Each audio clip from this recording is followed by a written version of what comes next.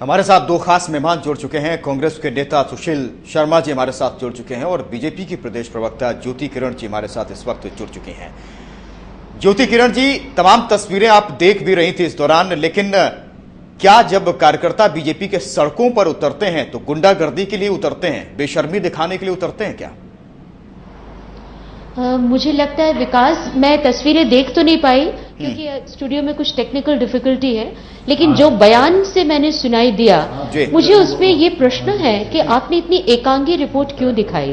पहला मेरा प्रश्न है कि बंद जो अभूतपूर्व दृष्टि से सफल रहा, जिसके साथ 48 छोटी बड़ी पार्टियां, राजनीतिक पार्टियां जुड़ गई और जो 45,000 व्यापारिक संगठन जुड़े रहे राष्ट्रीय स्तर पर, उसकी व्यापकता, उसकी विस्तृतता, उसका ये बता दीजिए, आम लोगों को राहत देने के लिए बंद था या आम लोगों को नुकसान पहुंचाने के लिए था ये? विकास, अगर आप प्रश्न खुद पूछेंगे और उत्तर खुद देंगे तो आपके चैनल के दर्शक शायद इससे प्रसन्न नहीं होंगे। अगर प्रश्न आप मुझसे पूछेंगे तो उत्तर की एक्सपेक्टेशन मुझसे रहेगी ना। This is the logical way to proceed. अगर आप प्रश्न पूछ रहे हैं तो मैं उत्तर दूंगी। देखिए, आपने निरंतर कहा इस पूरी स्थिति में भारतीय जनता पार्टी के कार्यकर्ताओं पर आपने जिस प्रकार के आरोप लगाए हैं वे प्रमाण सहित हैं क्या? अगर इस प्रकार की कोई भी घटना या दुर्घटना हुई तो भारतीय जनता पार्टी के डीएनए में इस प्रकार की हिंसात्मक कोई घटना नहीं।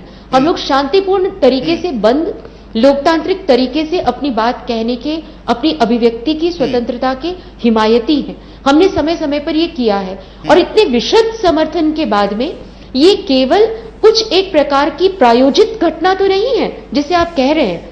Since I am at loss of information, आप ही के चैनल से मुझे जो मालूम चल रहा है उस पर तुरंत रिएक्शंस मेरे ये हैं कि आप पहले पता कीजिए इनके पीछे कौन लोग हैं। नहीं, कहीं ज्योति किरण जी, हमारा सवाल नहीं, सवाल ये नहीं है। हमारा सवाल ये है कि लोग परेशान हुए हैं, लोग डरे रहे कि कब ऐसा ना हो ये कार्यकर्ता हम पर हमला कर दें, और कई जगह हमला भी किया, घायल हो गए। तमाम जगह की तस्वीरें हम आपके सामने रख रहे हैं। लोगों को परेशानी हुई, हम उस सवाल का जवाब मांगना चाह रहे हैं। मैं आपको सवाल ही का जवाब दे रही हूं कि अगर असामाजिक घटना कहीं हुई है तो कोई भी राजनीतिक पार्टी उसकी कड़ी निंदा करेगी ही।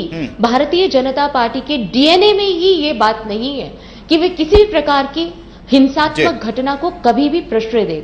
हम शांतिपूर्ण तरीके से, लोकतांत्रिक तरीके से अपनी बात कह रहे हैं। उल्टा मैं ये प्रश्न करना चाहूंगी कि आपने इसमें कोटा की घटनाएं क्यों नहीं समाहित की? कोटा में हमारे निहत्थे कार्यकर्ताओं पर जो सड़क पर शांतिपूर्ण तरीके से प्रदर्शन कर रहे थे उन पर जबरदस्त लाठीचार्ज हुआ।